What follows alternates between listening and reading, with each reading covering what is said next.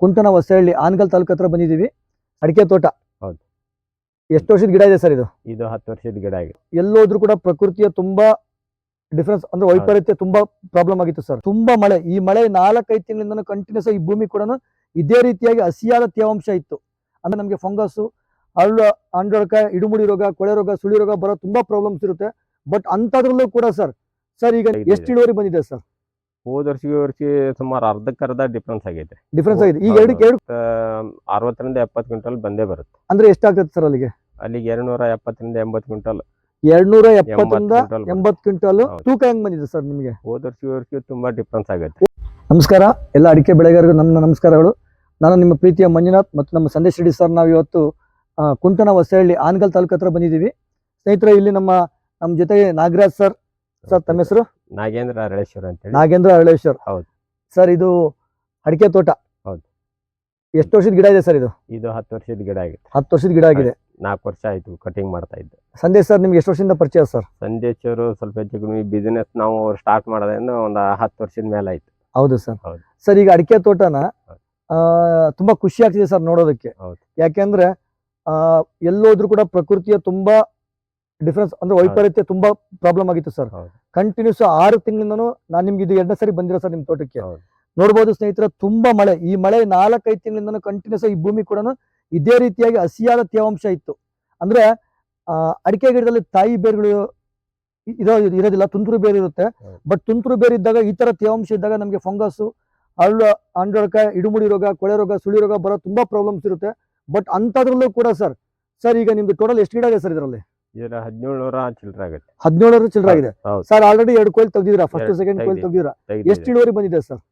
ಹೋದ ವರ್ಷ ಸುಮಾರು ಅರ್ಧಕ್ಕರ್ಧ ಡಿಫ್ರೆನ್ಸ್ ಆಗೈತೆ. ಡಿಫ್ರೆನ್ಸ್ ಆಗಿದೆ. ಈಗ 2 ಕೊಯ್ಲಿಗೆ ಎಷ್ಟು ಇಳುವರಿ ಬಂದಿದೆ ಸರ್? 112 ಕ್ವಿಂಟಲ್ ಆಗಿದೆ. 112 ಕ್ವಿಂಟಲ್ ಆಗಿದೆ ಕಟಿಂಗ್ ಆಗಿದೆ ಸರ್. ಇನ್ನು ಎಷ್ಟು ಬರ್ಬೋದು ಸರ್? ಇನ್ನು 2 ಕೊಯ್ಲು ಹೋಗುತ್ತೆ ಅಂತ ಅನ್ಕೊಂಡಿದ್ದೀನಿ. 2 ಕೊಯ್ಲಿಗೆ ಮುಗಿತು.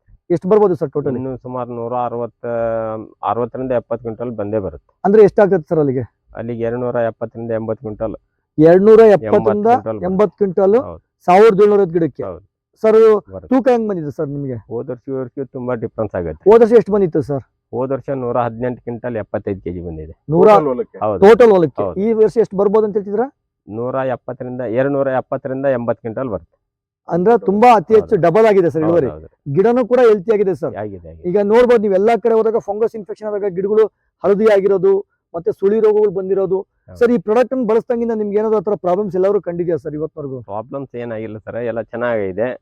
ತೂಕ ವೇಟ್ ಬಂದಿದೆ. ಕಾಯಿ ಕುಚ್ಚು ಹೆಂಗಿದೆ ಸರ್ ಗಿಡಗಳಲ್ಲಿ? ಚೆನ್ನಾಗಿ ಬಂದಿದೆ. ಡ್ರೆಂಚಿಂಗ್ ಈಗ 1 ವರ್ಷದಿಂದ ಅಂದ್ರೆ 3 ಟೈಮ್ ಮಾಡಿದೆ. ಯಾವ ಪ್ರಾಡಕ್ಟ್ ಬಳಸಿದ್ರ ಸರ್? ವಿವಾ ಮಾರ್ಟದ್ದು ಕಿಸಾನ್ ಕಿಂಗ್, ಗ್ರೋತ್, ಡೆವಲಪರ್, ಆಮೇಲೆ ನಿಮ್ದು ಬ್ಲಯೋ ಡ್ರಂಚ್ ಮಾಡಿ. ಎಷ್ಟು ಮಾಡಿದೆ ಸರ್ ಒಂದ್ ಗಿಡಕ್ಕೆ? 1 ಗಿಡಕ್ಕೆ 2 ಲೀಟರ್ ಅಂತ ಹಾಕಿದ್ದೀನಿ ನೋಡಿ. ಪ್ರತಿ ಗಿಡ ಹೊಲ ಬರೋದಕ್ಕೆ 2 ಲೀಟರ್ ಹಾಕಿದ್ದೀನಿ. ನಂದು ಇನ್ನೊಂದು ಪ್ಲಾಟ್ ಇದೆ, 1 ಎಕರೆ 8-10 ಗುಂಟೆ. ಅದಕ್ಕೂ ಚಿಕ್ಕದಿದೆ, ಅದಕ್ಕೆ 1 ಗಿಡಕ್ಕೆ 1 ಲೀಟರ್ ಹಾಕಿದ್ದೀನಿ. ಈಗ ಟೋಟಲ್ ಓವರ್ ಆಲ್ ಈಗ ನೀವು ವಿವಾ ಮಾರ್ಟ್ ಪ್ರಾಡಕ್ಟ್ ಉಪಯೋಗಿಸಿದ್ರಲ್ಲ, ರಿಸಲ್ಟ್ ಹೇಗಿದೆ ಸರ್? ಚೆನ್ನಾಗಿ ಬಂದಿದೆ. ಫರ್ಟಿಲೈಸರ್ ಯೂಸ್ ಮಾಡಿಲ್ಲ. ಫರ್ಟಿಲೈಸರ್ ಮತ್ತೆ ನಾನು ಫರ್ಟಿಲೈಸರ್ ಶಾಪ, ಬಟ್ ಫರ್ಟಿಲೈಸರ್ 1 ಟೈಮ್ ಮಾಡಿದ್ದೀನಿ. ಇಡೀ 1 ವರ್ಷದಲ್ಲಿ 1 ಟೈಮ್ ಮಾಡಿದ್ದೀನಿ. ಸರ್, ಭೂಮಿ ಫಲವತ್ತತೆ ಹೆಂಗ್ ಅನಿಸ್ತದೆ ಸರ್ ನಿಮ್ಗೆ?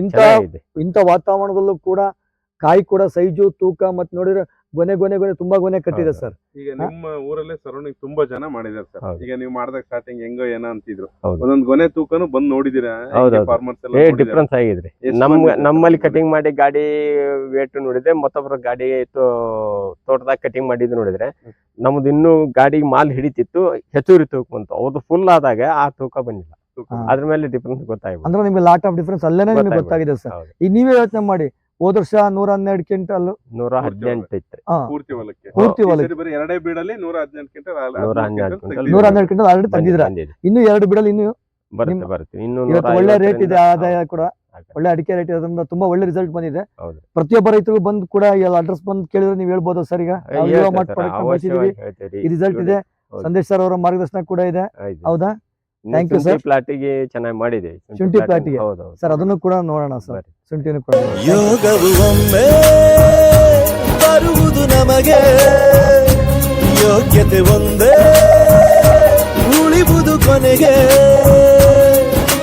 ಸೂರ್ಯನೊಬ್ಬ, ಚಂದ್ರನೊಬ್ಬ, ರಾಜನು ಒಬ್ಬ, ಈ ರಾಜನು ಒಬ್ಬ ಆಡಿಸಿಯೇ ನೋಡು ಬೀಳಿಸಿಯೇ ನೋಡು ಎಂದು ಸೋಲದು